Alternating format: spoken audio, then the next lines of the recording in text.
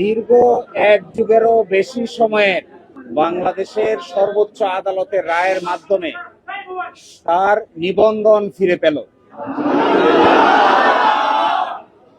Politically motivated PIL বা রাজনৈতিক উদ্দেশ্যে দায়েরকৃত মামলার মাধ্যমে জামায়াতের নিবন্ধন কেড়ে নেওয়া হয়েছিল।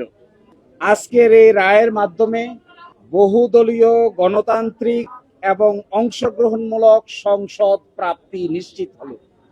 আমরা আশা করি এই রায়ের পরে বাংলাদেশে সঠিক নির্বাচনের মাধ্যমে প্রাণবন্ত সংসদ গঠিত হবে। জাতি, ধর্ম, বর্ণ, শ্রেণী নির্বিশেষে সকলেই তাদের ইচ্ছা অনুযায়ী ভোটাধিকার প্রয়োগ করে জামায়াতে ইসলামের নেতৃবৃন্দকে বেছে নিবেন, এটা আমরা প্রত্যাশা করি। এবং আমরা এটাও প্রত্যাশা করি বাংলাদেশের আগামী সংসদে ইন্টারেস্টিং এবং কনস্ট্রাকটিভ বিতর্ক হবে, যার মাধ্যমে ডেমোক্রেসি একটি স্থায়ী রূপ লাভ করবে।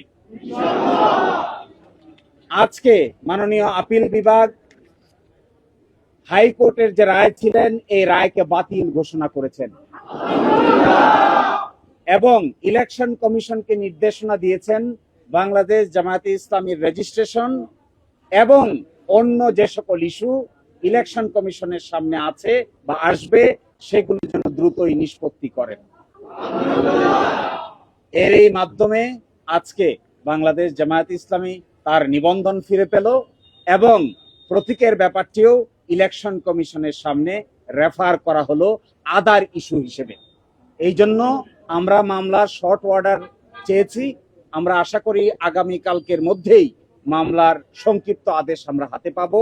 এই সংক্ষিপ্ত আদেশ আমরা ইলেকশন কমিশনের কাছে অ্যাপ্রোচ করব।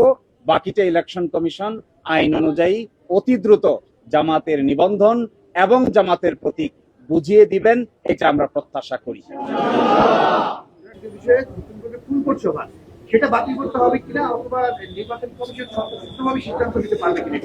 যে আজকে যে ডাইরেকশন দিয়েছেন আপিল বিভাগ, সেই ডাইরেকশনে বলেছেন জামায়াতের রেজিস্ট্রেশন এবং অন্য কোনো ইস্যু যদি ইলেকশন কমিশনের সামনে থাকে তাহলে যেন ইলেকশন কমিশন এটা ডিসপোজ করে।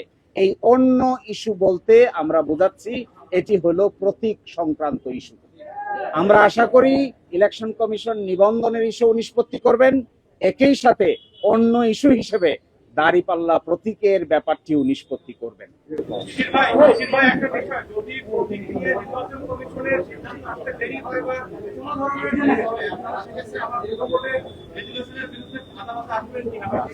না, আমরা প্রত্যাশা করি বাংলাদেশ সুপ্রিম কোর্টের সর্বোচ্চ আদালতের রায় চূড়ান্ত। কে কবে কখন প্রশাসনিকভাবে সিদ্ধান্ত নিয়েছেন এগুলো বিচারিক কোনো সিদ্ধান্ত নয়। এই জন্য আমরা প্রত্যাশা করি ইলেকশন কমিশন রায়ের কপি পাওয়ার পরে অবশ্যই দ্রুততম সময়ের মধ্যে এই দুটো বিষয়ের সিদ্ধান্ত নিবেন এবং আমাদের প্রত্যাশা কার্যকর হোক, এটাই আমরা গভীরভাবে বিশ্বাস করি। আপনাদের সবাইকে অসংখ্য ধন্যবাদ ধৈর্য ধারণ করে এখানে কষ্ট করে সময় দেওয়ার জন্য।